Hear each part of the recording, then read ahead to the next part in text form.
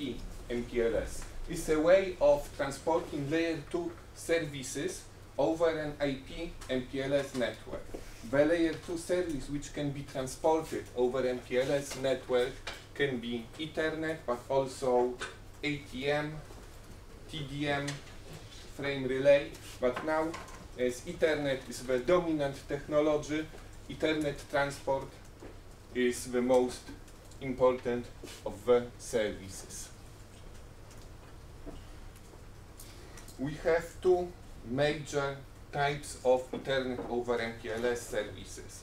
Point-to-point service, which is called virtual private wire service, or layer 2 VPN, as different vendors call it different ways. And we have also multi-point to multi-point services called virtual private LAN service. Ethernet over MPLS services, skip this for a while. We have also multicast service, which is quite new, quite emerging service, which uses point to multi-point LSP. I will tell more about this later. So how the data plane for Ethernet over MPLS looks like. We use IP MPLS network. So in one network, one routed network, we can have IP services and Ethernet transport over MPLS. For transporting the traffic, we use pseudo-wire transport. Pseudo-wire is just an emulated point-to-point connection. So we have always point-to-point connection, and for multi-point to multi-point service, VPLS service, we need full mesh of pseudo-wires interconnecting all the edge nodes of the service. We use MPLS LSPs, or labeled switched paths, for transporting the data. We can use one of two protocols for establishing the paths in an MPLS network. The protocols are RSVP and LDP. RSVP is more complicated but also more flexible, as it offers traffic engineering functions and fast reroute for fast service recovery in case of any failure disruption in the network. LDP is simpler, but it follows IGP, so it doesn't offer traffic engineering. It will also use paths computed by routing protocol like ISIS or OSPF. What's interesting, layer 2 functions like MAC learning known from Ethernet is necessary on edge routers only. So all the backbone routers do not participate in any Ethernet switching. They do not see the MAC addresses, they do not learn the MAC addresses, so they don't need memory for this, they don't need so much computing power. In my opinion, this lets the technology scale to big networks like service provider networks. Yeah, backbone routers are not aware of the services at all. They only switch MPLS traffic and use MPLS labels to switch traffic. They are not interested in to which service the packets belong. They only use the first outer label to switch traffic without any knowledge of the service which is transported in the network. For the services, we also need control plane. We can use one of two protocols for control plane. BGP, which is the same protocol used for IP routing between autonomous systems, or LDP. BGP is again the most complicated one, but carriers usually use it as it is the same protocol they already know from IP routing, and also because BGP offers auto-discovery. Auto-discovery means that a node will automatically get the addresses of other nodes involved in the Ethernet service. Without auto-discovery, each node must be configured with the addresses of other nodes which participate in the same service instance. And of course, in big networks with lots of services, with many routers participating in a VPLS service, it doesn't scale. So for scaling, you need auto-discovery. Yeah, LDP is a simple protocol, but it doesn't offer auto-discovery. So using LDP, you must configure each edge router with the addresses of other edge routers to let them communicate. And now going to the tests I did. The purpose of the test was to assess the status of implementation on selected features on the routers which are available on the market. The features I selected were either new or interesting for our community. The ultimate goal was to verify if the Ethernet over MPLS technology fulfills the selected requirements for carrier class transport technologies as we identified at the beginning of our work in task 1.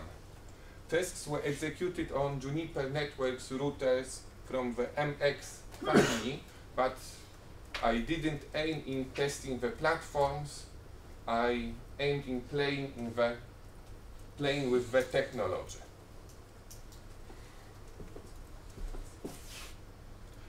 So the tests. First, I tested Ethernet OAM in Ethernet over MPLS services. So in the first test, I used continuity check protocol, link trace protocol, and also MPLS trace, which is an MPLS feature for tracing MPLS path. With such a simple network, I had provider level OAM and customer level OAM. Here we had emulated provider network with just 3 routers, and we had 2 customer devices here. So this was the Ethernet over MPLS cloud, and here we had customer equipment. So what the result is? In general, we can use the Ethernet OAM features, but we cannot have any MIPS or maps on transit routers, because transit routers are just MPLS routers. They don't have layer 2 interfaces inside the service instance, so we cannot associate Ethernet maps or MIPS with their interfaces. So in general, maps or MIPS are possible on customer routers, customer interfaces, and on the edge routers. So we can have maps and MIPS on the edge routers, on the interfaces facing the customer. As a result, continuity check protocol was able to indicate loss and restoration of connectivity in the provider level instance or customer level instance, but link trace wasn't able to locate the outage. So because we didn't have any MIPS here in the core of the router, link trace was able to detect loss of connectivity, but it wasn't able to tell us which of the links in the core was broken. I tested also MPLS trace. It was able to trace the path when it was working, but it wasn't able to locate the outage in the network. Also this way, because when there is an outage, the path MPLS LSP goes down, and as a result you cannot trace it because it doesn't exist in the network.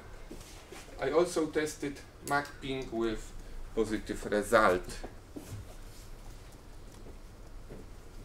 Ethernet frame delay measurement was possible in the customer domain.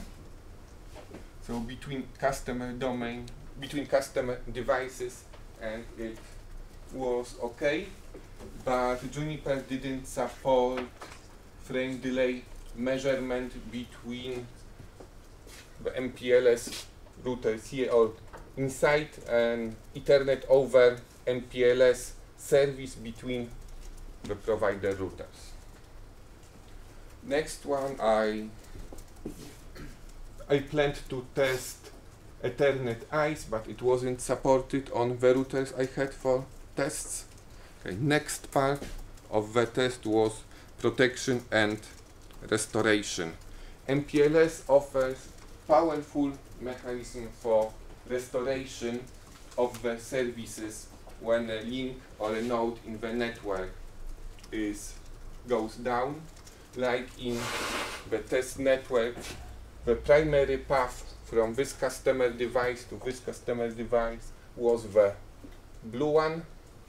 This link was broken, and MPLS fast reroute features rerouted traffic to a bypass LSP. The important feature of fast reroute functionality is that rerouting is done locally on the first router near the point near the broken link.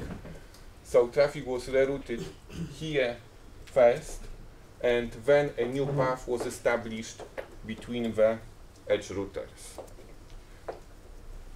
So due to this mechanism, service recovery is really fast. The results are given here. So without fast reroute, the recovery time was in hundreds milliseconds, while with fast reroute it was around 20 milliseconds, much lower than the 50 milliseconds required by some legacy services. Sorry to interrupt. For this, without fast reroute, you mentioned that is that just the signaling time, or is that including OSPF recalculation? Yeah, it wasn't OSPF recalculation here, so it's. I know fast reroute isn't, but yeah. I'm just wondering for the left-hand column for the non-fast reroute. Yeah, with MPLS you can have bypass LSPs established in advance, and you can reroute traffic to the bypass LSP without recalculating the new path. Right. Yeah. Okay. So if you use bypass LSP or standby, it's called standby LSP. Okay. You don't need to recalculate the whole path before rerouting traffic. Right. You can reroute traffic first and then recalculate the new optimal path and reroute traffic to the new optimal path, but you don't lose time for the recalculation. And how much was the detection time for the router to detect? I don't know how much the time was, but the detection was based on loss of service on the router interfaces. So it should be really fast. In the next test, the next test has more in common with the detection time, as here I had two layer 2 switches in the MPLS path.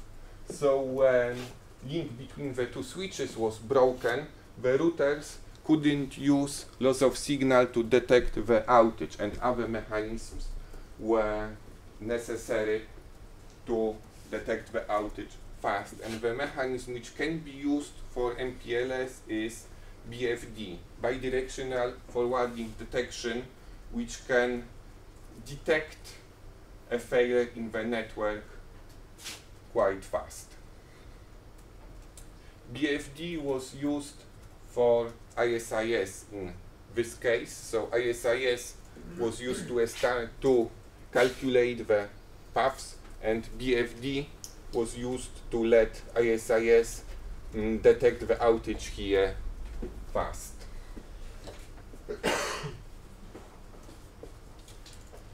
You can see that without BFD, the recovery times in this case, where you couldn't use loss of signal to detect the outage, the times were about 20 seconds this time, while with BFD about 70 milliseconds. Yeah, but the BFD parameters used here were quite extreme, and in real networks which are bigger than this, you will probably don't achieve times as short as here in my tests.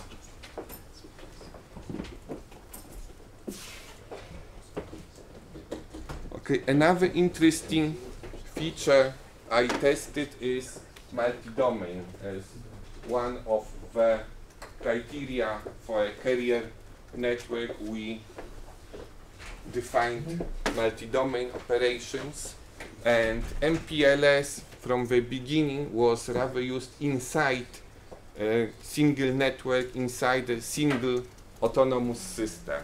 In this test I checked whether we can use Ethernet over MPLS services in multiple domains or multiple autonomous services. So the network looked like this. We had two autonomous services, AS1 and AS2. We had customer equipment connected here, and we emulated Ethernet service going through two autonomous services. In the first test, I checked Ethernet OAM in such a network, so I had maps on the customer-facing interfaces. Yeah, as I said, MPLS is used inside a single domain, inside a single autonomous service. To let Ethernet over MPLS instance cross multiple ASs, a mechanism labeled unicast is used between the two autonomous services. For the test, I used so-called option C, which means external BGP between root reflectors, not necessarily the directly connected routers here, but just root reflectors used in each of the autonomous services. eBGP, this time external BGP, not internal BGP, like inside an AS, is used to exchange labels between autonomous systems. Yeah, in the tests, continuity check protocol and link trace protocol properly indicated loss of connectivity in the provider domain. Provider domain for me was the whole network, including both ASs. The protocols cannot be used in the operator domain, which is for me single AS. Yeah, it's because, again, of lack of layer 2 interfaces on the autonomous system border routers here. So with the Ethernet OAM mechanisms, I was able to verify the connectivity in the whole service, but I wasn't able to tell in which of the autonomous services, autonomous systems, the outage appeared. MPLS trace was also not supported for such network for the connection between autonomous systems. This time I checked restoration in multi-domain network, so I had two connections between the two autonomous systems. Traffic was using one of them. When the connection was broken, traffic was rerouted to the other one in 31 milliseconds, so it was also quite a good time using MPLS fast reroute.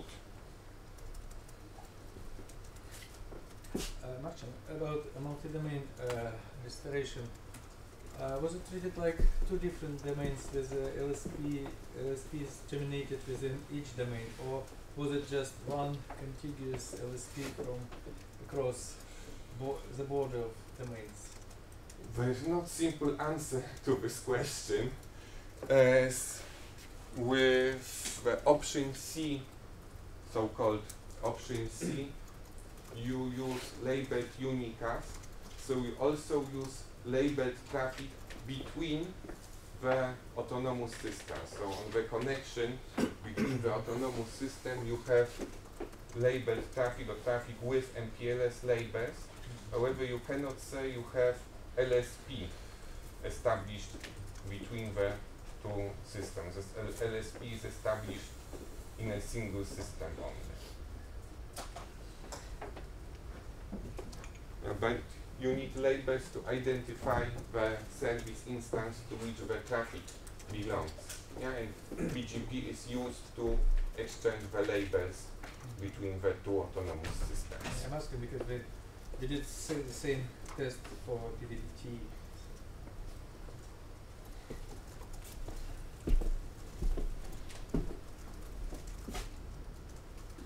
Multicast in VPLS. When the VPLS service was defined, it uses ingress replication for multicast and Ethernet unknown traffic. Ingress replication means that the multicast traffic was replicated on the ingress router, and then multiple copies of the packets were sent over the provider network. It was a good solution when you don't have lots of multicast traffic. With lots of multicast traffic, using ingress replication, you waste lots of bandwidth in the network. So the solution for this is point-to multi-point MPLS LSP. It's quite a new concept here, as original LSP was only point-to-point connection. Now we can use also point-to multi-point LSPs for multicast traffic, and using point-to-point MPLS LSPs we can have Ethernet over MPLS services with efficient multicast distribution. So as you can expect, traffic was originated here.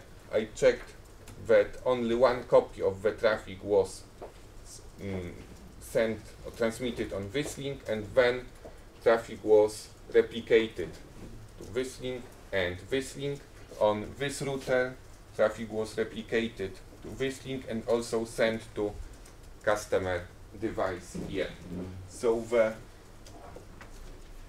router can serve as transit and access in the same time. I checked service restoration when one of the links was broken, and also service restoration worked good, so traffic was rerouted to other path in the network. And also I checked that on each of the links only one copy of the traffic is transmitted. Okay, the last test I did, I wanted to verify whether we can use the services on MPLS TP in MPLS TP backbone which is, I think, interesting for Alberto, and Alberto will talk about MPLS-TP in a moment. So the test verified that Ethernet over MPLS services can be used not only in IP MPLS backbone, but also in MPLS-TP backbone. Okay. So just to sum up the presentation, Ethernet over MPLS proved to be a technology that carriers and research networks should consider for their operations. The technology offers OAM, fast service recovery, it can work in multiple domains, and it supports layer 2 multicast, which I think is also interesting for research networks. Okay, that's all from me. Thank you very much. If you have any questions, you can ask me. Any questions for Marcin?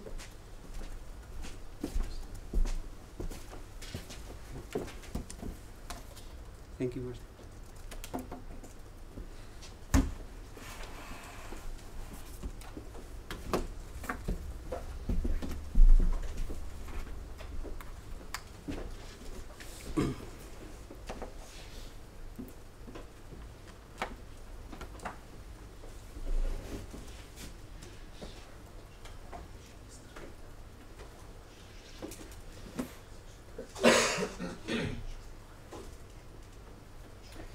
Okay, then I'm going to speak about the MPLS-TP testing that we did in the GN3 project.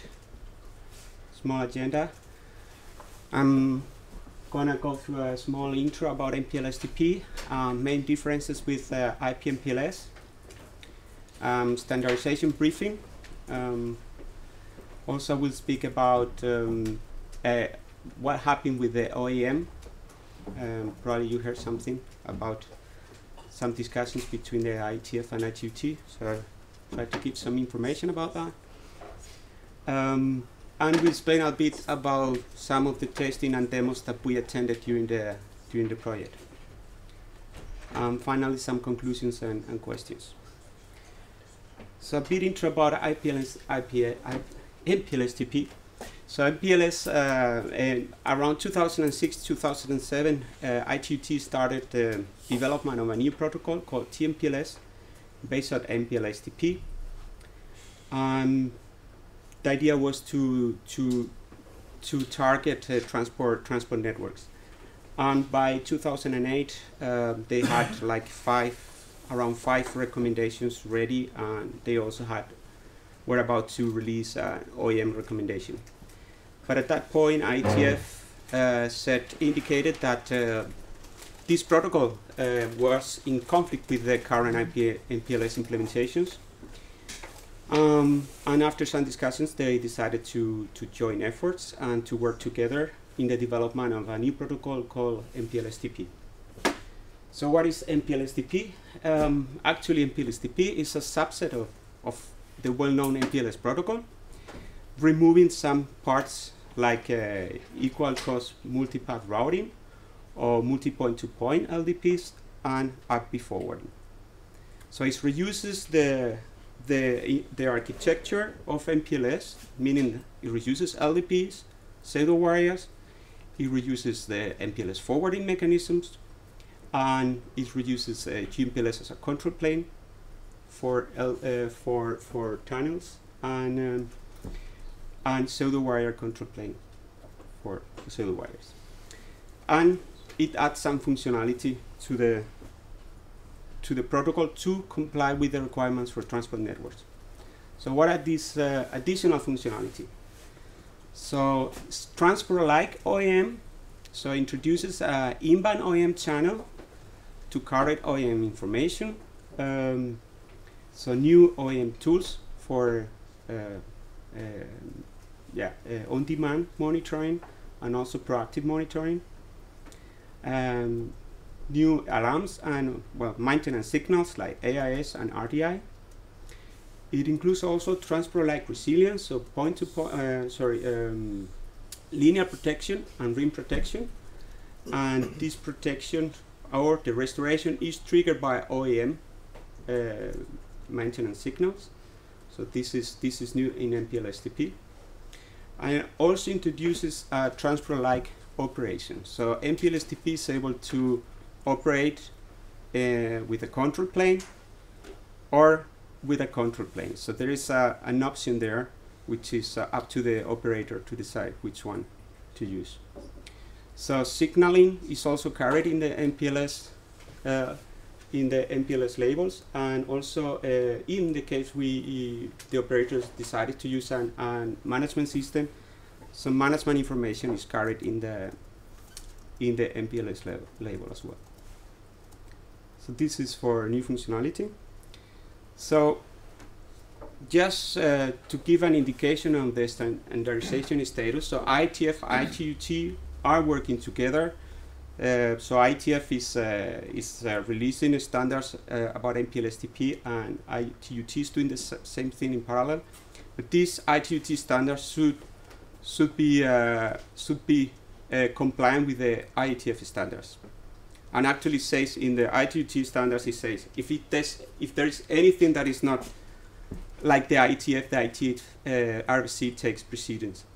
So in principle, they should be aligned, the standardization.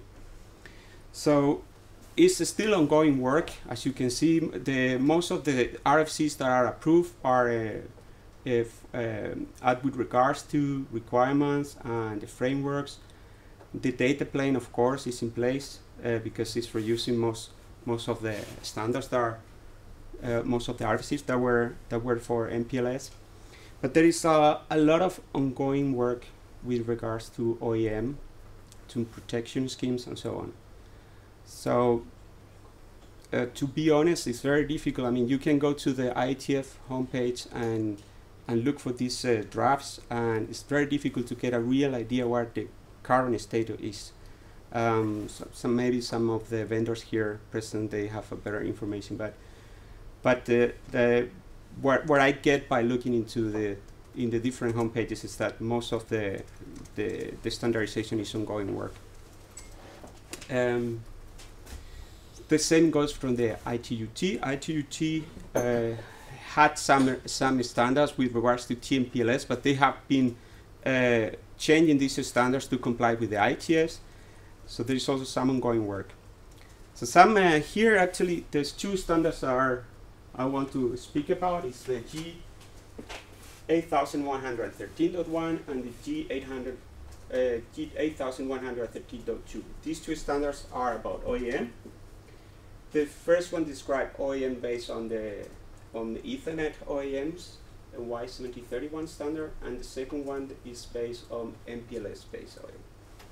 So these two, although here says it's an approved recommendation, it's not true. These two recommendations are not yet approved, and I'll like to speak about this a bit more.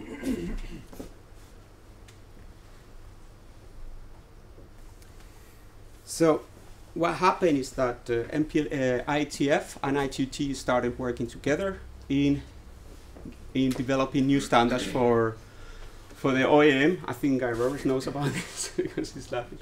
And well, of course, they had different approaches. ITUT wanted to use their own implementation, which is already in place, based on Y7031 standard, the one that Peter talked about. And IETF wanted to use what they already had in place. So they were using BFD and LSP ping, and they thought that, well, let's use these tools, let's improve these tools to comply with the requirements that we have, and they couldn't agree. So they went in different directions. So at some point, the ITUT, I think it was about last year, 2011, they decided to develop their own standards, the two standards that I mentioned. But these standards are not approved yet. They actually are up for discussion in the next World Telecommunication Standardization Assembly, which is being held from today in Dubai. And I don't know, so it might be, they might be approved. Maybe they won't. We'll see what happens there. But what ITU-T proposes is to have two different sets of OEMs, one based on IETF and one based on ITU-T, and then assign a channel type in the LDP, in the channel label that will identify the type of OEM that the equipment is using. This is the same way that is done in Ethernet OEM. Well, two different OEM opcodes differentiate between the IEEE OEM Ethernet type and the ITU-T.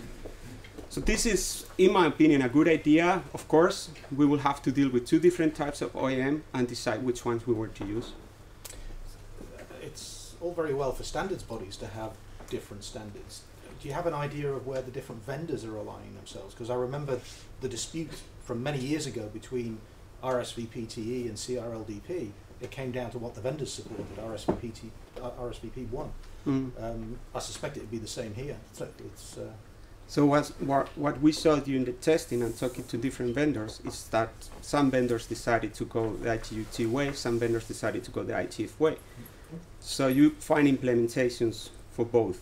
And I don't know what happened. Well, I will expect and I hope is that vendors will support both at some point, and that the users will choose the one that they prefer in the network. But I agree, it doesn't look like it will be better to have just one implementation. Yeah, it becomes very complex in the management system, because the management system is going to present all this data to you, and if it's being derived from different OEMs, it's going to be very complicated. Yeah, exactly. So actually what happened here is that the IETF has to assign this channel type, and the ITU-T is waiting for that. And the latest news I have is that this hasn't been done. I don't know if someone here has a different information about that, but so that's the current status right now. And as George mentioned, so vendors are actually there. This is not stopping development of new equipment and the development of MPLS-TP implementation. So actually vendors are going ahead implementing different solutions, which we will talk about. If you, there are different sources to find more information about this issue, but you can either find it in the ITF homepage. You can also go to the ITU-T, and you could find also the two sides of the story, which is, I think, very interesting. So just to give you an idea of the different tools that you have in OEM, I mean, we've been talking to already about this morning.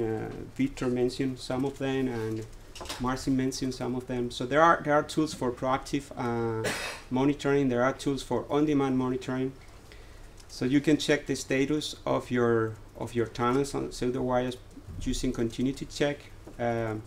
You can also check performance monitoring by tools by delay measurements or link trace measurements.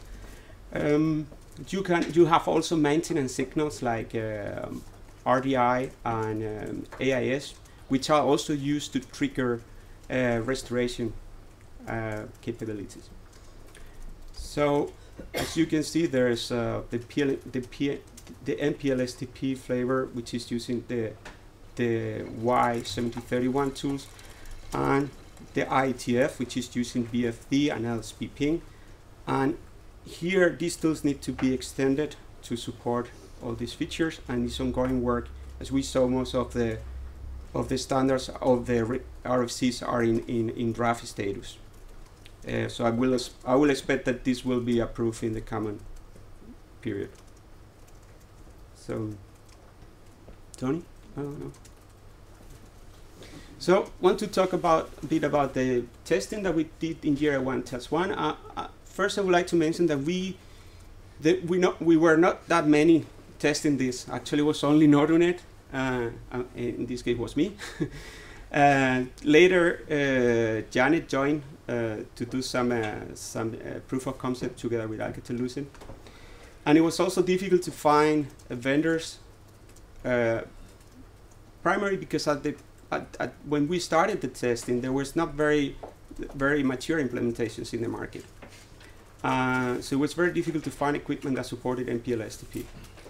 So we managed to do testing by coming to demos and proof of concepts, and Alcatel-Lucent, Sienna, and Nokia Siemens helped us during the process. So that was very good.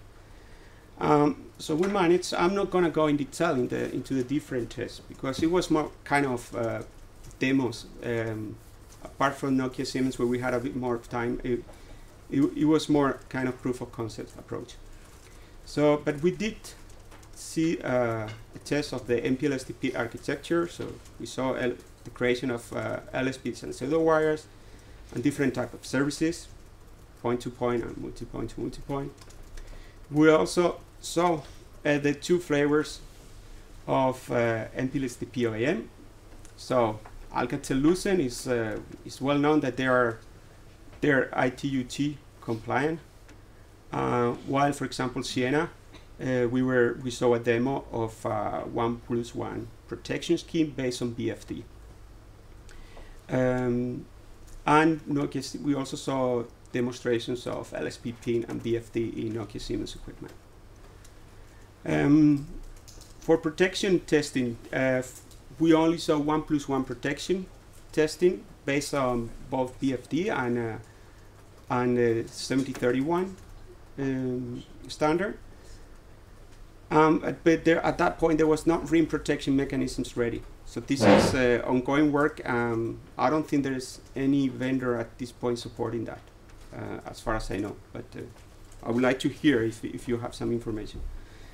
Then we also saw a solution using a management system without control plane. And we saw also a solution using a control plane where you could actually do the configuration via CLI, shooting a command, and then the signaling via RSPB BPT. It was signaled to create the tunnels and the pseudo wires, so you could create and tear down by using the control plane. So we are, since we didn't get all the testing that we wanted to do during this period, we thought that it was a nice idea to try to continue and see if we can do more testing during year 4.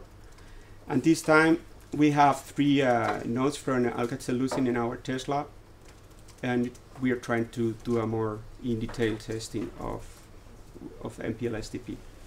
However, it's only one flavor of MPLS-TP, so of course we will like to hear if anyone would like to help us with further testing. And the work will continue until May, around May, April next year.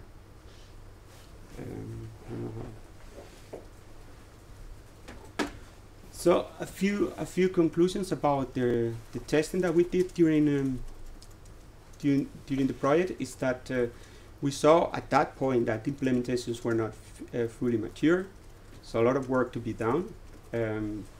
Different approaches, as we spoke, with regards to the OEM. Of course, OEM2 is not compatible, so if you have 2 vendors, one going for the IETF flavor and the other one going for the ITU-T, they won't be able to understand each other, so that's a problem.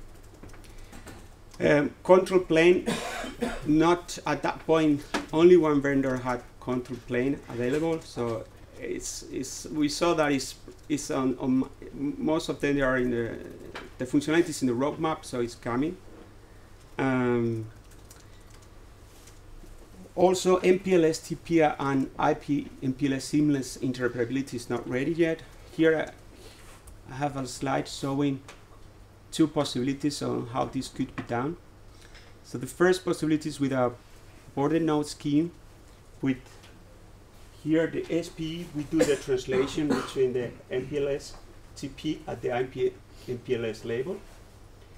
And this way we will be able to have a end-to-end pseudo wire carrying Ethernet services, for example. And the other possibility is having, which is called the border link scheme, is having a link between the two SPEs, and the translation will be done here. So there's probably this is the option that will fit the NREN environment, because we never have a router that is managed by 2 different domains. So this kind of solution, of this kind of, I haven't seen it working yet, and I think it's very important if we want to have this technology in networks like the NREN's networks. Sorry, I had some more here. So MPLS-TP in multi-service platforms can be an advantage for those organizations that has legacy networks.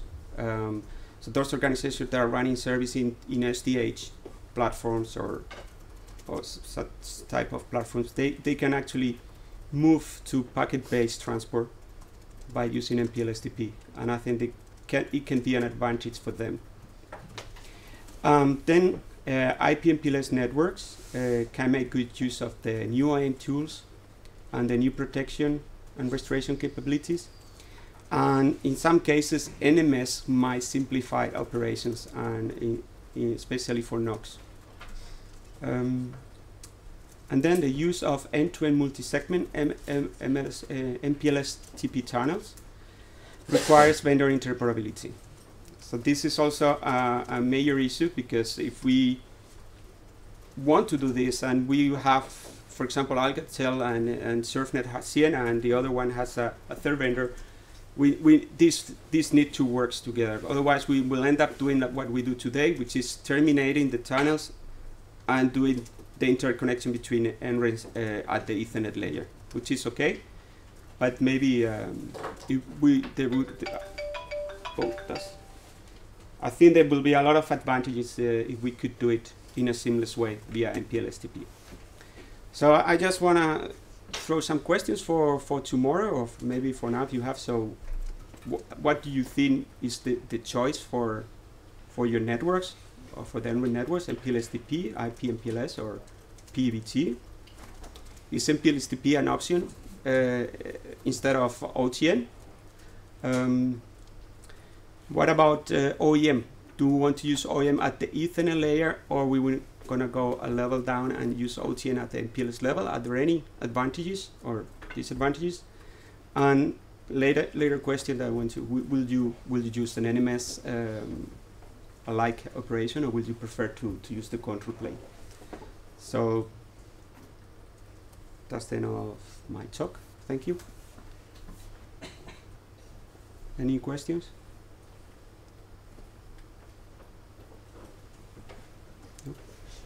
Yeah, Something. one question. Actually, your last question about the NMS versus the control plane. What do you see happening? MPLS-TP will go in the direction of an NMS solution, static provisioning, or more towards a control plane solution? Personally, I think I would like to have both. So I like the NMS for the monitoring part. And the performance monitoring part, I think it's nice to have an NMS, but for the provisioning part, I like the control plane. I like that you can signal end-to-end paths and pseudo wires, and probably for the guys doing the provisioning, if they're used to the CLI, they probably want to shoot some commands, and everything is done like they do today with MPLS networks. So, and also I think it depends a lot what kind of organization you are. If you are used to work with SDH networks and used to work with an NMS, then I think it's probably the best option for you. So it also depends where you're used to, I think. Okay. So who's so next one is Victor again.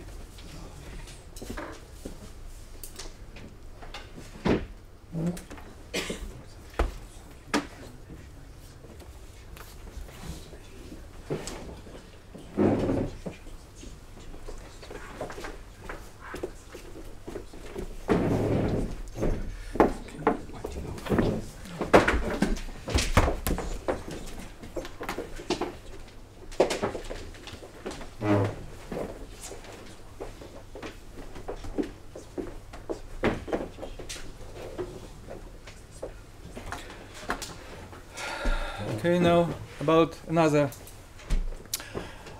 member of CarriesNet family, PBBT, which stands for Provider Backbone Bridge Traffic Engineering. But it's quite difficult to say PBBT quickly, so I would prefer to use PBT, which is probably more widespread name for this technology, because it was a name which the inventor of this technology, Notel company, used Provider Backbone Transport, PBT. And when Jan 3 project started, one of the major, I think, objectives for JRE1 Task 1 was investigating of PBT transport technology as a promising technology in 2008, which seemed to be then. Now the situation is a bit different for PBT, and I think it's a little bit currently niche technology, mostly used by mobile operators now for as an alternative for SDH backhaul for mobile stations. Quick, but anyway, it's a live technology. You can use it, and we tested it. So first, a little bit of theory. It's quite good to look at this technology after Ethernet over MPLS and MPLS-TP to compare, and then about tests which we carried out. So PBT against Ethernet over MPLS. There are a lot of similarities and there are some differences.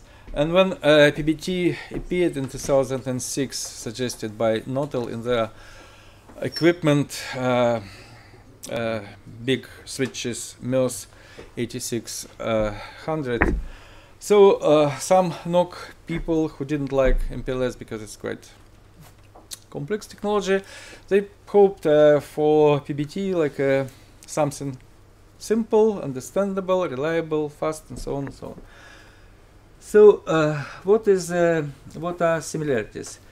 For example, Ethernet, I compare not to MPLS but to Ethernet MPLS, because PBT is also provide Ethernet UNI for customers. So two-tier hierarchy, Ethernet over MPLS, LSPs like Martin explained, and pseudo wires for customer connections.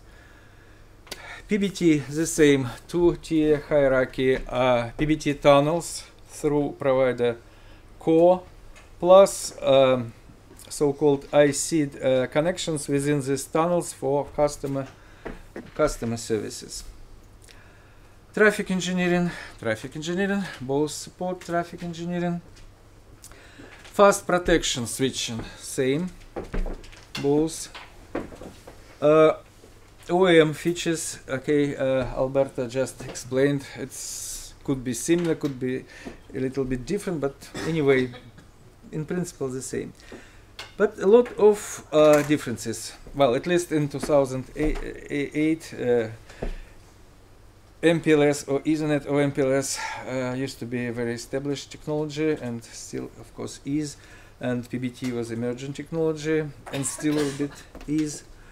Well, the main probably difference is MPLS is something integrated very closely with IP, and of course with all reach control plane protocols. PBT zero control plane, it was done deliberately by Notel. Generally it was seen like some replacement for SDH, single domain technology with zero control plane. If you wish something, you can add NMS or GMPLS, but can work without. Relatively complex technology is Ethernet over MPLS, and relatively simple PBT, because generally PBT, I'll explain a little bit later, but it's Ethernet over Ethernet. So any layer you deal with, it's Ethernet, it's not something different. Quite important thing for multi-domain environment. Ethernet over MPLS has a good multi-domain support because first, it uses labels with local significance. So all labels shouldn't be globally unique. So there are protocols like LDP, like RSVP to distribute labels, but one domain shouldn't know about labels in another domain. Even one box shouldn't know about other box labels. Even one port of the same box has a may have independent labels. So it's quite good, and you can use BGP, like Martin explained, for example, for multi-domain VPLS to exchange important information between domains. And PBT is mostly a single domain technology. It was designed for a single domain usage. PBT tunnels, it's good to terminate, well, it's not mandatory, could be multi-domain, but generally hot debates in 2008-9 between router vendors and Nortel people show that Nortel generally designed it for a single domain applications when PBT tunnels terminate at domain edge routers. And one of disadvantages or difficulties to implement PBT over several domains, it's global significance of labels, because labels are VLAN IDs, and you should use at least you should know all domains should use the same label, or they can translate labels, but of course they should negotiate this process. And another thing, they should know a MAC address of the far end of the PBT tunnel, which is a little bit out of normal order of as a NOC operates. Well, of course you can use GMPLS, but GMPLS for PBT, in principle, I remember I saw several internet drafts, but I don't think they became something like internet standards for PBT. Yeah, I remember these drafts. Generally, it's possible because GMPLS is generalized thing, so, but not implemented. I haven't heard about any implementation of GMPLS for PBT, for example. CCAMP did finish the standards, but no one has implemented. Okay, but So the standards are done. yeah, but no real implementation. Yeah.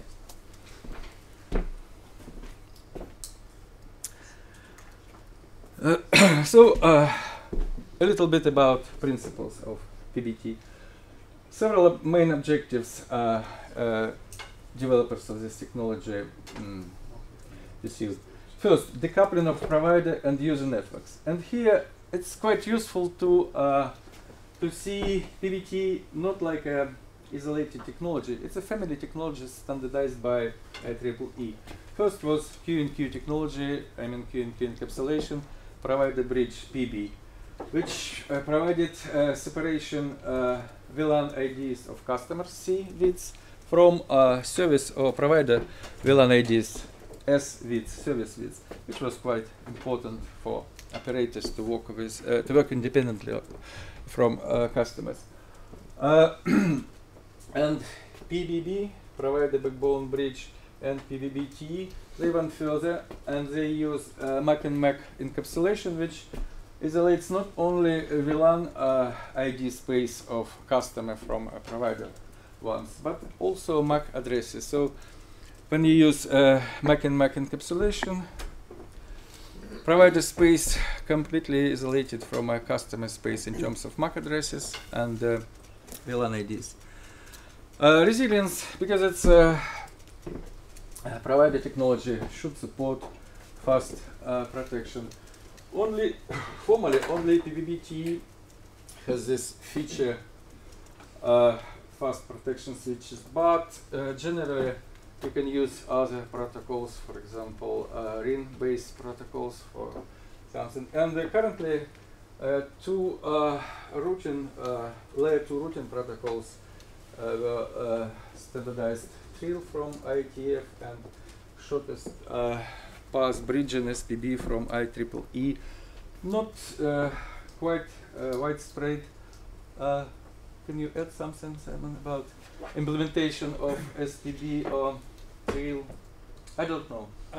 So Trill is backed by Brocade and Huawei.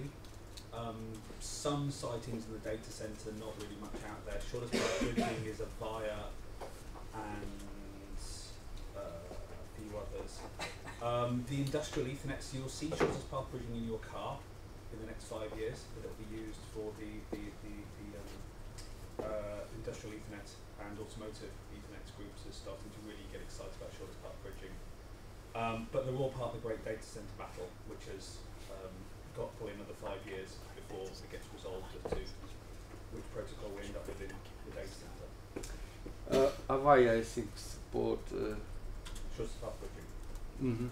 Yeah, on the VSP 9000, they've got a number of. Yeah, okay. but as I said, not very widespread support. And traffic engineering. So formally, because of the name, yeah, only PBBT or PBT supports traffic engineering. But in fact, you can use PB or PBB for traffic engineering if you stitch your path port by port, box by box using VLAN IDs and switch off something like spanning tree, so any routing protocol. So it's also possible, but in such a case you won't have resilience. Only PBBT has these two features together, provide you two features together. So if you switch off spanning tree protocol or any routing protocol, this can be traffic engineered, this path, but without any resilience. OEM, it's the same set of OEM features for PB, PBB, PBBT. Well, it's more or less OEM independent on these technologies. Now about trials. So there was some pre-Jant 3 project history trial made by Janet, local trial. Then we started our own Janet project, Ethernet project, wide area trial, and which was combined with JRA1 Task 1 trial when JRA1 Task 1 started the trials. So first one, we did it in 2008 with a very simple goal to understand what it's all about, PBT. So we established a local test bed. We bought worldwide packets boxes, which became then Sienna boxes, 311V, quite small but with a rich functionality. And under supervision of Eric Davison from worldwide packet and then from Sienna, we managed to understand and establish several services through this test bed. So results were encouraging. So in general, it was, well, relatively simple, not easy to understand from day one, but then so we managed to get into this paradigm. So yes, traffic engineering worked like this. So if you know a MAC address, it could be a loopback MAC address assigned by software to the box.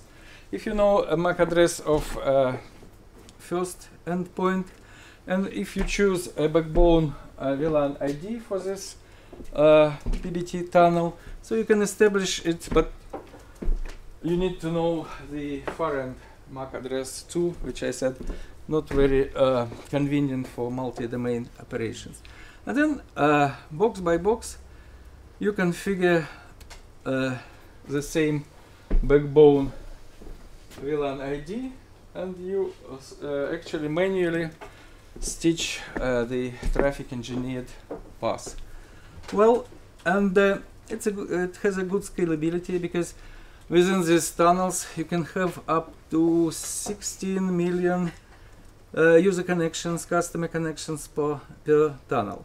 Because, well, if you look at this encapsulation, this is customer frame, this is a Q&Q frame with edit but the same MAC addresses. Now on the border of PBT network, it's another type of encapsulation, and So you see new MAC addresses, new VLAN ID field, and a second, as I said, it's a two-tier hierarchy. A second layer, it's like a pseudo-wire label. I see a label, I think it's 3 bytes, so up to 16 million connections. So scalability is very good. Resilience. As for MPLS or Ethernet, over MPLS you can establish a backup tunnel manually at the same time when you establish a primary tunnel. And PBT uses CCM heartbeat messages by default as a mechanism which monitor health of primary and backup tunnels and triggers switching from a primary to backup tunnel when something goes wrong and heartbeat messages start dropping within the primary tunnel. Okay, so we've done this test, and because it looked quite promising, so we established wide area test bed within Janet, and then with some Jan 3 partners. So we reused our local test bed plus several test bed of our partners. Also established the core based on Sienna bigger switches 5305s. Well, and some of our partners decided to use PBT yellow, and some of them blue Ethernet of MPLS, and one of the objectives for us was to see how they can work together, because generally it's a common situation when somebody supports one technology, somebody another one. And we used our Janet Light Pass, which is based on Ethernet of MPLS as well. Well, different equipment, not only Sienna, Cisco and Extreme and Juniper. So we did several tests, but here is our inter-networking test between Oxford University and Manchester University, when they tried to establish contiguous MPLS paths between Oxford and Manchester through the PBT core. Well, the question was how to do it, and we decided to do it according Ethernet Forum recommendations to use the outer VLAN ID as read as a service delimiter. So for this we took MPLS wrapped into Ethernet frame in Oxford, added S read to this, to have it at this interface, and then at the core just encapsulated it in the PBT frame completely, but with mapping, mapping S-read onto IC. Mapping or copying, it's generally up to implementation. Well, and it worked so smoothly with a decapsulation at the border. Well, so generally it was an overlay mode of working with contiguous MPLS tunnel, probably not a very common solution, because normally tunnels terminate at the domain border. Well, and our partners used quite heavily IP control plane protocols, well, to imitate the normal MPLS environment. Well, they encountered two problems. One is quite obvious with STP, they forgot to switch it off. And another one, they initially tried to use LDP between different autonomous systems, and it didn't work. It's not designed for this, so they started using BGP. Well, I think I have 5 minutes. 5, according to my. So I'll skip this test. It was a vice versa test when not vice versa, when PB worked over PBT, which is designed for this, so it works smoothly. Okay, let's skip it. And we also established a contiguous PVT tunnel through several domains. It also worked, and so we had to know, for example, at the Janet Lumen house, we had to know extreme switches MAC addresses located in at Essex University. Well, they provided us with this information, and after that it was not so difficult to establish contiguous PBT tunnel between three domains of PBT. Well, and of course it worked as well. I'll skip this one. About resilience. I asked Martin this question because for resilience, despite the fact that PBT support primary and backup tunnels with fast rerouting, generally it's designed for working within a single domain. Because if you have several links between domains, you can establish this resilience the domain basis, but not on end-to-end basis, because you don't have proper routing protocols to manage this situation. These switches, they know about how to deal with faults on the internal links, but don't know how to do this with something happens in external link. But if you use, for example, contiguous PBT tunnels between endpoints, it's possible, it works. So it doesn't differ from a single domain station, because heartbeat messages go on end-to-end basis. Well, conclusions about our trials. So generally, we found that both Ethernet over MPLS and PBT technologies prove to be working technologies. If you implement them, they work. But yeah, and then generally they can interoperate smoothly in different ways. But because of some these problems, restrictions, limitations for multi-domain job, so we agreed with a common trend which we felt in 2010, I think, when router vendors won this battle between PBBT and MPLS, and especially MPLS TP. And so we agreed with this conclusion that generally, if you run the core network, the bone network, so Ethernet for MPLS will be a natural choice for you. But PBBT is still implemented by several major vendors, including Sienna, Extreme, and this list I can continue. So for example, campus networks, you can use it. You can use it for access networks, regional, even networks with architecture with collapsed one router and quite rich layer 2 infrastructure. So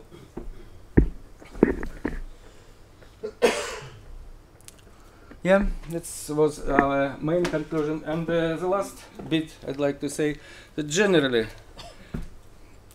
you can use different elements of PBT without knowing that you use PBT. For example, MAC and MAC encapsulation, or rerouting not necessarily triggered by CCM messages. So generally, now it's quite common to find these features of all this family PB, PBB, PBB, and PBBT in the modern equipment. So encapsulation, protection, even routing. So all these elements are available, and not only in router equipment and layer 1 equipment as well. Okay, thank you very much for your attention. Thank you, Victor. Any questions for Victor? I just one comment that you actually told me yesterday to mention something that I forgot. That there was a rumor in maybe in the market spread by, I don't know, that maybe MPLS-TP might be the end of PBT. But so what is your opinion about that? I mean, from the last comment, I can see that you still think that PBT has a... Well, Ethernet is quite popular. PBT is Ethernet over Ethernet, so I don't use it for some reasons, and especially for campus networks, like for example OpenFlow. So now I think it's positioned OpenFlow as a campus technology. So all software-defined technologies currently, it's my opinion personal, so they go to be implemented first in campus data centers environment, not on the backbones, something like this. So, quick question. So, if what you said is true, would you expect then to see an uptake of this technology in data center networks? And do you know if that's yes, happening? yes.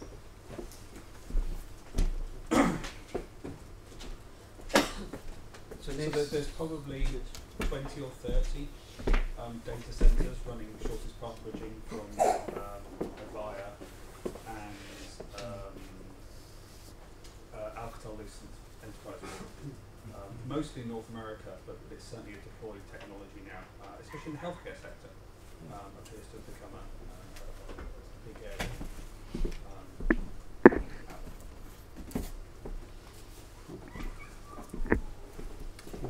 Thank you, Victor. So, next speaker is Frank Blankman from Nordnet.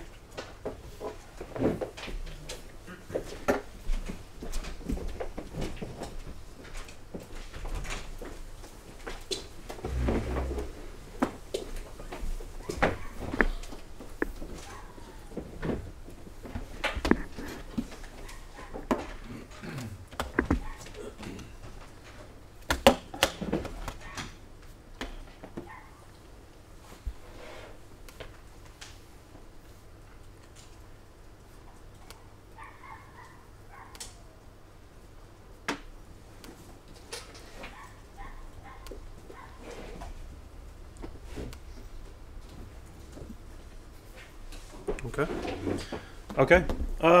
So first off, a little bit of a background information on this task.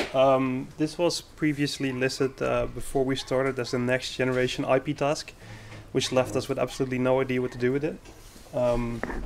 After some discussion with Alberto and other people as to how we should approach it, because we did have a significant man-hour budget and 2 years to fill with it, it came down to calling it the next generation routed transport networks task, which says nothing other than that it kind of involves IP routers and the traditional use of MPLS to provide transport Ethernet services or other technologies. So that is basically where it comes from. So I've tried to very heavily summarize what we've done in this presentation, although for anybody with significant interest in what we've done, I suggest that you really read our deliverable first. So yeah, the first part was a lot of confusion. I mean, IP by itself, I think, is to... Oh, right, so the task had to be related to JRA1 and the other activities going on in JRA1. So from the previous presentations, I think we've seen that those were all very technology heavy and very focused on a specific piece of technology. This was very hard for us to do with IP, simply because there isn't really that much going on with it, other than it's being transported differently in the core of the network. So yeah, that's my next point. Is IP was too small of a scope to really just pursue by itself. So the first thing we've added to the scope of the task was the include the IP MPLS transport services, so the traditional layer 2 point-to-point or point-to-multipoint services. Next, Alberto kept pressuring me about using OAM somewhere in the task. This is to be proven to be not that easy without, again, kind of deviating into a very specific part of technology and spending a lot of time in investigating, for example, Ethernet OAM, which was already done in a different task, or in the EO MPLS task from Martin. So we've tried to keep this very non-technology specific or religious, for that matter. So when we started off, we really kind of decided to go and talk to vendors and see what they had to say, as in, what are your products going to offer beyond the current visible roadmaps, or where do you think networks are going to be going in the next 2 to 5 years? Because thinking beyond 5 years from now is just too far away to get any kind of sensible answers from them. So the other part that we try to do with this task is get a hands-on, not just have the vendor tell us like, hey, we're going to get this box on the market in 2 years and it's going to, you know, take away all problems you have in life today, but really play with it and see what it does. So see if it lives up to the promises, and kind of, even though in a in a lab environment, see whether it can really do what it's meant to do, and you know, kind of get an idea of whether that product is really going to fulfill the role in networks that they think it will have in a few years from now. And finally, also, we try to include an operational study, which means that if you're going to significantly change your IP or MPLS routing infrastructure or setup, we really wanted to look at what does it mean for your network or your organization or your staff in terms of getting that done. So starting with having no idea what to pursue, going to a very ambitious plan, which turned out to be a little bit too ambitious here and there, but essentially that's what we've done. So the first part was contacting vendors, getting feedback from them. I mean, really that was the place to start. We decided to start talking to vendors that we currently work with, because it was most likely to get feedback from them or information, because, you know, asking for their information which is beyond their roadmaps or stuff they don't usually go out and present with at the time isn't something they're very forthcoming with unless you have a lot of money or you are an existing customer. We were the second. So in alphabetic order, we contacted Alcatel-Lucent, Brocade, Cisco, and Juniper Networks, and just had the usual CB meetings with them, where the general briefing meetings, where they kind of gave us an idea of what they were trying to, you know, realize. So we heard a lot of the same things. I mean, there's the standard, you know, Ethernet is the big next thing. There's no more SONET. MPLS plays a very big role in the next coming years for IP networks. OTN and tunable transponders, obviously, interfaces. So 100 gig is obviously the next big, you know, de facto interface standard.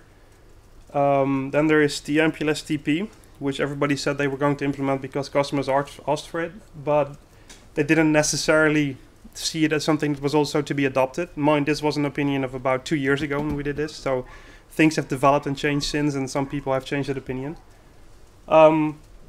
And then for the IP-specific part, is keep in mind that these people build their products, their new products, based on the input they get from the customers with big money and high requirements, right? The ones that were at the time pushing that day's technology, and basically they wanted bigger boxes with more density, and we'll get back to explaining why they asked for that later on. So the traditional problem with trying to get information from a vendor is that you need to deal with the standard kind of sales talk. It was kind of hard to get through to the real facts and the real details. It turned out back that after 2 or 3 meetings that actually came across, and that they were becoming to understand what we were really in for, which was very interesting. It's also asking, some of the opinions we got back was talking to a very big vendor was basically, well, we have a bit of a vision of our own, but basically what we do it really boils down to the vendors with the customers with the largest bag of money to give to them. And basically, he compared our company to a Mexican drug cartel, where you can get basically anything as long as you pay for it, and they didn't necessarily pursue a vision of their own, which was a very interesting opinion, and I think it was very fair, because in reality that's the case. So the general feedback we got from Alcatel-Lucent was a very cool. What do you call it? Is it a technology or basically a network which was based around an optical core, which basically reroutes your capacity or grooms and up and down your capacity of your backbone links between routers as you go. This is based around the assumption that you could basically directly interconnect routers beyond, so on different sides of the network, without having to traverse other routers. This comes from the type of thinking that router interfaces are expensive, and that's good to skip routers in between. This was kind of cool. One of the other things they mentioned was that what they were trying to build in their IP routers is that features like the content delivery, multicast video was something they wanted to implement this further on their line cards. So rather than having actually equipment next to the router doing this and sending it out, having a network actually kind of accelerate or offload some of that equipment for you. The other thing which I thought was very interesting and something I had not heard before was trying to integrate anti-DDoS technology on the line card. So, for example, it could integrate if you have an existing Arbor solutions, which is kind of the de facto product that people use to mitigate DDoS if you're a very large network. It could interact with that a lot better, and the interface between the Arbor system and your network would be a lot shorter and a lot better to integrate. I thought this was very interesting. We received no feedback from Brocade, even though one of the participants in the task was a customer. They weren't really willing to collaborate, which was a shame, but well, so be it. So then we talked to Cisco. They came back to us with pretty much what they've been doing for the last few years, standard IP over DVDM approach, DVDM interfaces and just a bigger box with higher speed interfaces and higher density. It could be or could not be with MPLS TP. Again, they kind of mentioned that people asked for it. People's customers told them that they needed it or that they wanted it, but not necessarily wanted to use it. So that was their opinion. And Juniper came back to us with their PTX product, which is basically a very highly optimized P router. It basically is a fully optimized label switching device, which tries to do as little else as possible. It can do some basic routing, but it can't handle a full internet table. Again, this was at the time. It has had some evolution since, but that was very interesting as well. I'll try to link that way of thinking in that product to some other views we've gotten since. So the requirements that we tried to summarize that the vendors got from the industry and the things we've heard a lot was basically, well, people want the latest technology, so 100 gig because apparently it was already kind of economically feasible for some of them at the time, or it was the only way to proceed. Standard talk about lower capex, less or more power efficiency. So using less power is for some networks very important. This mostly relates to where you're geographically located and how expensive or how available and how secure power is in those locations. Tunable interfaces seems to be a recurring topic as well. But what the big networks really want is bigger PEs. Apparently, this plays a really big role. Every vendor had some massive chassis with at least 20 or 30 line cards on their roadmap. Bigger PEs is good because it means that the more traffic you keep on the chassis doesn't have to go into your backbone, which kind of means that you make money pretty fast. That apparently seems to be a pretty big motivator. Larger aggregates, because bundling 64 10 gig ports only gets you 640 gigs of capacity, so we need bigger. This is really, if you're part of the top 10 networks on the planet, apparently a pretty big problem. The way they solve the current aggregate limitation is with the next step by simply ECMPing over multiple aggregates, but even there's limitations there that you're going to reach. At some point you kind of wonder where all this traffic comes from, but so yeah, more ECMP hashing paths. So I think the vendor that supports the most path is 16, so in theory you could ECMP traffic 16 times over the largest aggregate size possible, which isn't sufficient for some networks. Sorry, I actually listed power efficiency twice, my bad. And also more QoS queues, which is also an interesting topic, because in a recent acquisition of a major tier 1 of another major tier 1, they actually integrated most of the bulk traffic onto the primary network and kept the other one available purely for the additional QoS queue, so they could stick enterprise services on there and not have it on the standard service provider network, which is both very smart but also incredibly expensive. But it's one way to solve it from a technical perspective.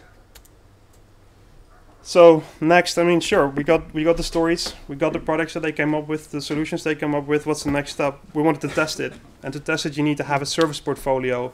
For this we took the most standard and most common services that providers offer, and also what we see that people need and want in the jail network and the participating NREN. So we kind of set it on this list. It's both short, but I think it includes everything that is primarily asked for and that's important, which is the standard IP service that everybody gets. Premium IP. There's different interpretations of what premium IP is and how it can be used. We kind of figured that, you tag the traffic with a QoS classifier and you stick it into a reserved piece of bandwidth. That's basically our interpretation of what we used in the testing. Then the less than best effort queue, which is not that common in the, or not that popular in the commercial world, but very much asked for in the research world, because people want a lot of capacity except they don't have any money, so they'll just take whatever you can give them because you don't use it. So that is also something we implemented this simply because we see it's something that specifically relates to the RE world, and I know that some research networks provide this as a service. Then the standard layer 3 VPN, which is very often a solution that people actually want instead of plain transport. If someone is not sure about what these services are means, please ask now, because I'd be happy to elaborate on it. But otherwise, I'm assuming you understand what these terms mean. Then we have layer 2 VPNs and VPLS, so the standard point-to-point and multi-point Ethernet services, and multicast VPN and distribution, so for example multicast video or just standard multicast IP routing. So these are the services that we put in the test plans for the providers that we want to test with to really pursue and properly nail down. So the testing actually came with some time constraints, and the fact that we asked people for the their latest or not available technology, or there were some NDAs in the way to make this possible. So we only had really 2 weeks of time to really go there and test with this equipment. I mean, they couldn't give us more time with the equipment, or they couldn't give it us at all, so it had to be very time constrained. So when we got there, actually we selected to go further with Alcatel-Lucent and Juniper networks, simply because they presented the most interesting architecture that we wanted to pursue for this task, right? I mean, some of the others just said we keep doing what we've been doing, or what we're doing isn't that interesting. So we continued with these guys, we talked to them, we got everything organized, we went there. Unfortunately, we had with Alcatel-Lucent, we had some logistical problems and just some equipment that we couldn't get fired up. So we were unable to do pretty much any of the testing or produce the results we wanted. Too bad. With Juniper, it was kind of cool. I mean, we were literally the second group of people in the world to touch the PTX as a customer or a relationship. There's a network called UPC, which is a cable provider primarily in Europe. I think they're called Liberty Global, which is owning the company. They were the first ones. They actually had to tell Facebook to wait a week so we could come and play with it, which is kind of cool. The best part was they gave us a mature product to test with, right? I mean, nobody had put this in a production network yet, but it kind of lived up to the expectations of what they made it seem out to be. So that was good. This is a testbed we're playing with. I mean, we kind of asked for a significant amount of equipment and interfaces, something they're usually not that willing to just give to you, especially if you don't plan on buying the box afterwards. However, well, we got it managed. So I mean, we have 30 times 10 gig aggregates here. There's 100 gig connections. There is pretty much every big box in the portfolio was at some point in the test bed. Up to some point, we're halfway through the testing. They actually ran up to scavenge an engineering lab for more interfaces and more cards. The cool thing is that we actually blew up the whole network with traffic and LSPs. I mean, at some point we had a couple of 100 gigabits of traffic going through here with tens of thousands of LSPs and all kinds of cool technology and stuff like MPLS auto bandwidth, which was dynamically scaling and LSP size and reservation sizes through the network, along with shooting traffic in a network which wasn't part of a reservation, meaning that RCP couldn't account for it and was congesting links on purpose and just doing some testing here and there. This was, I mean, the real purpose here was, of course, testing the PTX, which is nothing more than an optimized LSR. It's basically a big router stripped of all the features that it doesn't need to do label switching. And then you put a lot of interfaces in the box, both 10 gig, 100 gig, color tunable interfaces. So that was the real purpose. It's very hard to test that because, if it forwards the packet, you're essentially there. So the only thing we could really do was just stick a lot of traffic on it and use as much of the forwarding capability of the box as we could with the resources available. We did all kinds of testing, which are really in our deliverable with regards to what approach we took and what things we really verified. It's too much to just summarize and tell you guys here. So again, I really want to refer to just read the test part of the deliverable. So then, as we promised at the start, we had to somehow live up to our operational study requirements, which means that, what is the impact on your organization in terms of equipment, your staff skills, tools, monitoring? What are the biggest challenges here? So again, there's a large chapter in the document, but I'll get the conclusions out here. Some of the biggest problems we've also faced ourselves in Nordnet is the hierarchical layers For example, if you have an LDP layer 2 circuits which is shot into an RCP backbone and then into 3 levels of RCP LSPs just to, you know, live up to your traffic engineering and load balancing policies and paths, that is very hard, you know, because as soon as if you see the circuit down, it doesn't necessarily mean there's a problem on the customer end. It doesn't necessarily mean that your equipment is broken. It could be anything in between that is going to and traversing, especially when it's load balanced or ECMP. It become even more incredibly complex to really get a full picture of what's going on and where the problem is most likely at. The other thing is, well, your staff really needs to change their way of troubleshooting networks. That's something we've also noticed ourselves again. I mean, our NOC couldn't really troubleshoot MPLS services from the start or really fully understand how for example, IP load balancing or ECMP works and where they need to look. So that is something that you probably have to address if you would go down the way of such a you know, kind of new technology layout, architecture, whatever you call it. So one of my first points is the monitoring tools. I mean, we noticed that we really had to start monitoring things differently and also monitor additional things. One of the things is, for example, on some LSPs you might want to stick BFD because they're important and you want to, you know, kind of kill them off as soon as you spot a problem on them. This means that you suddenly also need to have BFD monitoring for LSPs. It's just one of many examples, or LACP monitoring, these kind of things.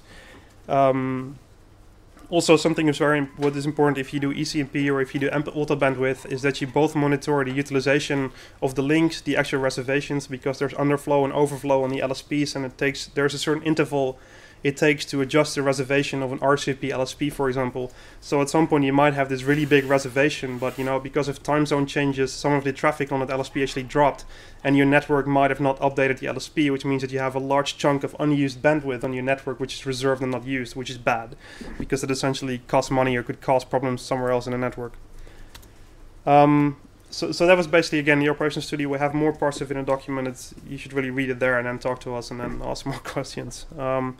Some of the conclusions we took away from this task is, I mean, there's a growing difference in skill between research and education networks in the commercial world. I mean, if I talk to vendors and see what commercial parties ask for, especially, again, we're talking about a top 10 in the world, but what they ask for, I'm like, okay, that's incredible, but, you know, we're nowhere close to that, or, you know, we're nowhere close to needing any kind of the level of density or really forwarding capacity or you know, the scaling considerations they're having is like, yeah, we're not there yet either.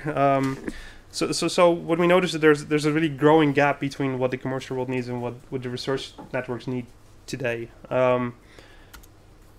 The other thing is that, for example, there's a trend towards reduced purpose equipment, and not necessarily what the commercial vendors sell us or want to sell us, but also what you see with networks like Google and Facebook. I mean, they build their own switches fully optimized for OpenFlow or a certain type of forwarding capacity. They strip a lot of features because they cost money and they need more complicated ASICs and other chips to handle it, or buffers that you suddenly don't need anymore because you already know that you only need a certain type of buffer size. And there's just, I mean, this is something that seems to come back with various vendors. Some of them haven't really thought it out yet or materialized it into a product, but it's a recurring topic.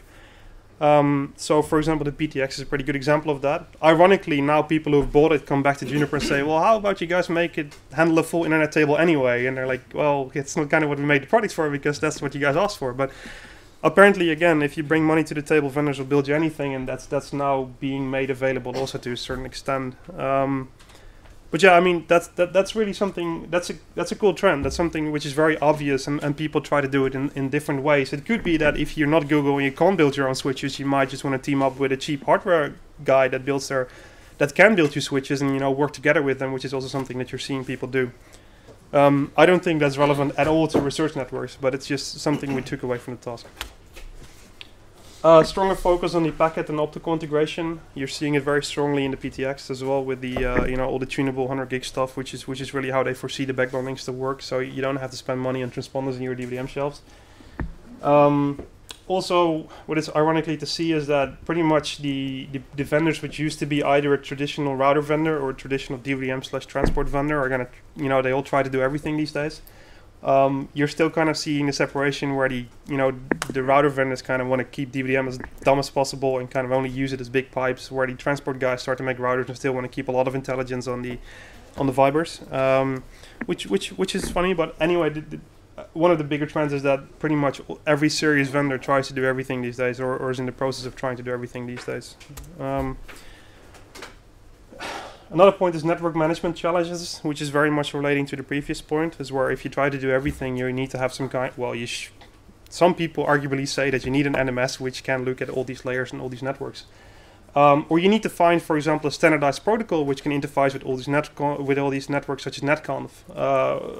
Anyway, your network management is going to be very challenging, and even more challenging if you use, very hierarchical networks, or if you have very large, complicated scenarios to deal with, or if you need to do end-to-end provisioning through different types of equipment or different vendors, or we haven't really specifically addressed network management in this task, but it's something that seems to be a recurring topic with vendors. And when you get a product presentation and there's 4 slides on network management, you kind of take it as something that matters and something that people talk about.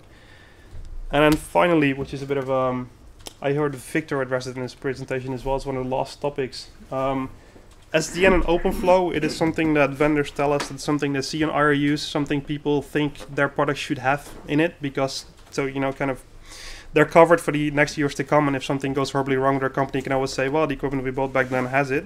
At the end of the day, not everybody is really, especially in the core networks or the real service providers, and I'm not talking about content providers such as a Google or Microsoft or Facebook, but the guys that push your bits to other networks, the tier 1s you buy your upstream from, they're not necessarily looking at adopting this at all.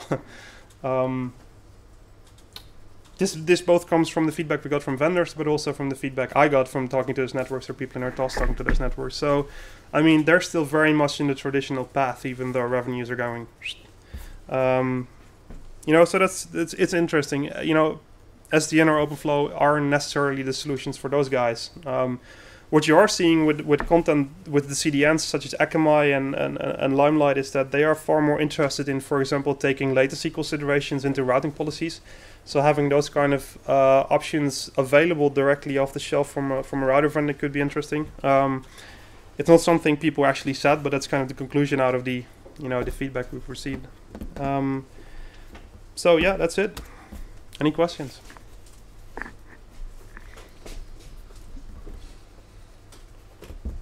Okay, Lars. You said something about IP ODWDIM, and we have discussed that internally, of course, and went back and forth several times. And what do the router vendors say about the modulation formats, etc., etc.? They were lagging behind in modulation formats, stick to NRZ for ages, and slowly coming up. Are they showing up with new modulation formats, or how will they solve it? It's kind of out of the scope of what we've done. It just wasn't really discussed. I mean, it's the consideration in this perspective is between taking a tunable interface or taking a gray interface and a gray transponder, and it's A or B.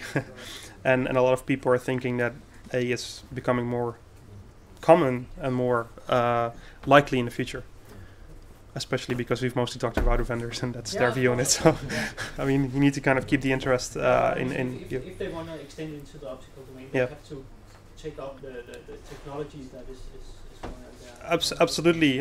So what you're seeing with, for example, Juniper is that they worked very closely with ADVA, and they had this whole GMPLS setup with the PTX using colored interface to really tune all the way through the network. So I think they're kind of adhering the modulation formats that ADVA has adopted for that solution. That's the best I can answer. Yeah.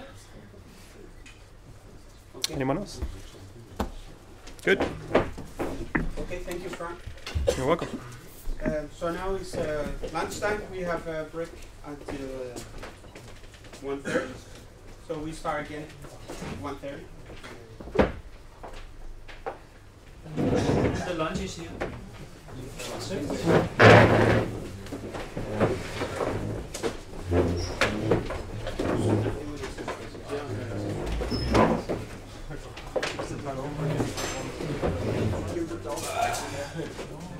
Yeah.